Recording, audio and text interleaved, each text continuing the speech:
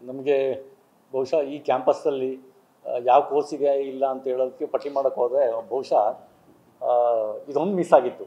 Aviation ಅಕಾಡೆಮಿಯಿಂದ ಭಾಳ ನಮ್ಗೆ ಕೊರತೆ ಇತ್ತು.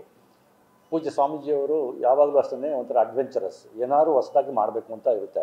ಎಂಜಿನಿಯರಿಂಗ್ ಆಯಿತು, ಡಾಕ್ಟ್ರ್ ಆಯಿತು, ನರ್ಸಿಂಗ್ ಆಯಿತು, ಇದು ರೆಗ್ಯುಲರ್ ಆಗಿರುವಂಥ ಕೋರ್ಸ್ಗಳೇ.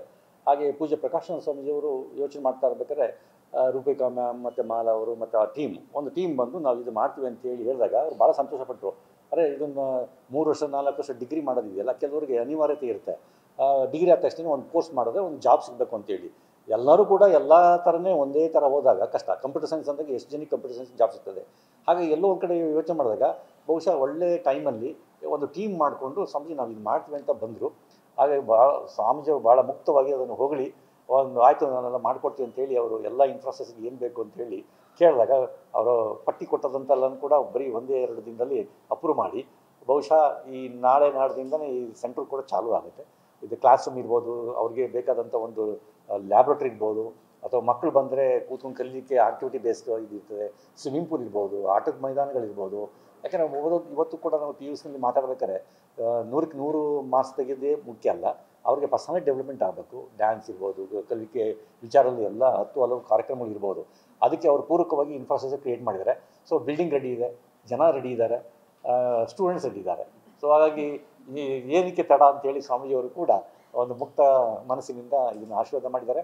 ನಮಗೆ ಮುಖ್ಯವಾಗಿ ಇಷ್ಟೆಲ್ಲ ಇದ್ದರೂ ಕೂಡ ಮಾಧ್ಯಮ ಸ್ನೇಹಿತರ ಒಂದು ಸಪೋರ್ಟ್ ಇಲ್ಲ ಅಂದರೆ ನಾವೇನು ಮಾಡೋಕ್ಕಾಗಲ್ಲ. ಯಾಕಂದರೆ ನಾವು ಏನೇ ಮಾಡ್ತಿದ್ರು ಇವ್ರ ಒಳಗಡೆ ಸೇರ್ಕೊಂಡ್ಬಿಡುತ್ತೆ.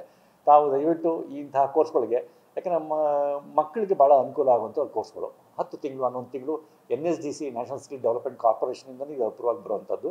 ಸೊ ಹಾಗಾಗಿ 10 ತಿಂಗಳು ಕೋರ್ಸಲ್ಲಿ ಮಾಡಿದ್ರೆ ಒಂದು ಉತ್ತಮವಾದ ಅವ್ರಿಗೆ ಕೆಲಸಗಳು ಸಿಗ್ತವೆ. ಇದು ಬಹುಶಃ ಇದು ಪ್ರಾರಂಭ. ಮುಂದಿನ ದಿನಗಳಲ್ಲಿ ಇದೇ ಥರದ್ದು 10 ಹಲವು ಕಾರ್ಯಕ್ರಮಗಳು ಮಾಡ್ಕೊಳ್ಳೋಕ್ಕೆ ಇವರು ರೆಡಿ ಇದ್ದಾರೆ. ಹಾಗೆ ಎಲ್ಲೋ ಒಂದು ಕಡೆ good start is half done ಅಂತ. ಹಾಗಾಗಿ ಒಂದು ಟೀಮ್ ಫಾರಮ್ ಆಗಿದೆ.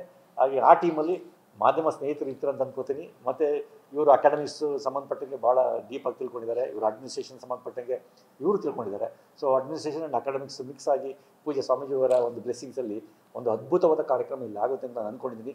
ಎಲ್ಲ ಥರದ ಜನಗಳಿಗೆ ಮಕ್ಕಳಿಗೆ ಇದು ಭಾಳ ಉಪಯುಕ್ತವಾದಂಥ ಕೋರ್ಸ್. ಯಾಕಂದರೆ 10 ತಿಂಗಳು ಕೋರ್ಸ್ ಅಂದರೆ ಏನೋ ಒಂದು ಆಟ್ಕೊಂಡು ಬಂದ್ಬಿಡುತ್ತೆ.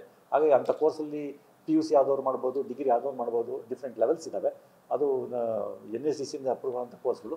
ಇದು ಮಾಡೋದ್ರಿಂದ ಒಂದು ಅದ್ಭುತವಾದ ಒಂದು ಸಮಾಜ ಒಂದು ನಿರ್ಮಾಣ ಆಗುತ್ತೆ ಅಂತ ನಾನು ಅಂದ್ಕೊಂಡಿದ್ದೀನಿ.